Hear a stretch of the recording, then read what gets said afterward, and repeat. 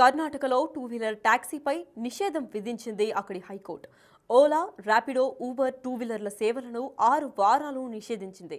సాధారణ టూ వీలర్స్గా అనుమతి తీసుకుని కమర్షియల్గా తిరగడంపై ప్రభుత్వమే అభ్యంతరాలు వ్యక్తం చేసింది.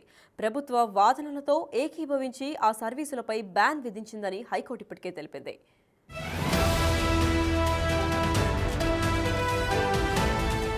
కర్ణాటక హైకోర్టు తీర్పుతో మిగిలిన రాష్ట్రాల్లోనూ ఓలా, ర్యాపిడో, ఊబర్ టూ వీలర్లు సర్వీసులపై చర్చ జరుగుతోంది. కర్ణాటక హైకోర్టు తీర్పుతో మిగిలిన రాష్ట్రాల్లోనూ Ola, Rapido, Uber two wheeler సర్వీసులపై చర్చ జరుగుతోంది.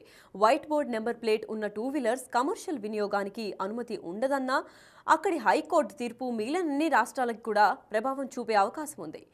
బైక్ టాక్సీలు చట్టవిరుద్ధమని పేర్కొంటూ కర్ణాటక ప్రభుత్వం అగ్రిగేటర్ల సేవలను వ్యతిరేకించింది. దీనికి చట్టబద్ధత అవసరమని హైకోర్టు అభిప్రాయపడింది. టూ వీలర్లను రవాణా వాహనాలుగా గుర్తించాలని, వాటికి కాంట్రాక్ట్ క్యారియర్లుగా పర్మిషన్లు ఇవ్వాలని తాము రవాణా శాఖను ఆదేశించలేమని హైకోర్టు స్పష్టం చేసింది. దీనికి సరైన చట్టం అవసరమని కర్ణాటక హైకోర్టు న్యాయమూర్తి జస్టిస్ బిఎం శ్యాంప్రసాద్ స్పష్టం చేశారు.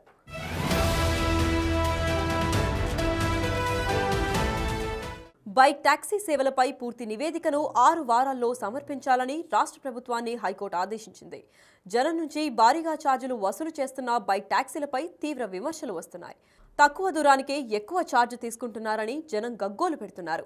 ఈ నేపథ్యంలోనే కర్ణాటక ప్రభుత్వం కూడా సీరియస్గా స్పందించింది. ఈ క్రమంలోనే మోటార్ వాహనాల చట్టం 1988లోని సెక్షన్ 93ని కఠినంగా అమలు చేయాలని నిర్ణయించింది. అప్పటి వరకు బైక్ టాక్సీలపై నిషేధం అమల్లోకి ఉంటుందని ప్రభుత్వ వర్గాలు స్పష్టం చేశాయి. హైకోర్టు ఆదేశాలు, ప్రభుత్వ నిర్ణయంతో ఓలా, ఊబర్, ర్యాపిడో బైక్ సర్వీసులకు బ్రేక్ పడ్డాయి.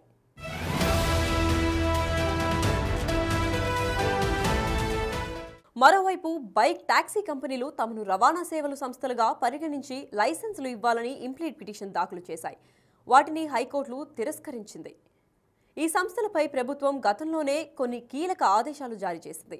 ప్రభుత్వ నిబంధనల ప్రకారం ఆటోలకు మొదటి 2 కిలోమీటర్లు 30 రూపాయలు, ఆ తర్వాత ప్రతి కిలోమీటర్కు 15 రూపాయలు ఛార్జీ ఉండాలి. కానీ ఈ సంస్థలు నిబంధనలను తుంగలో తొక్కి ఇష్టానుసారం మినిమం ఛార్జు 100 రూపాయలుగా వసూలు చేస్తున్నాయని ఫిర్యాదులు వచ్చాయి.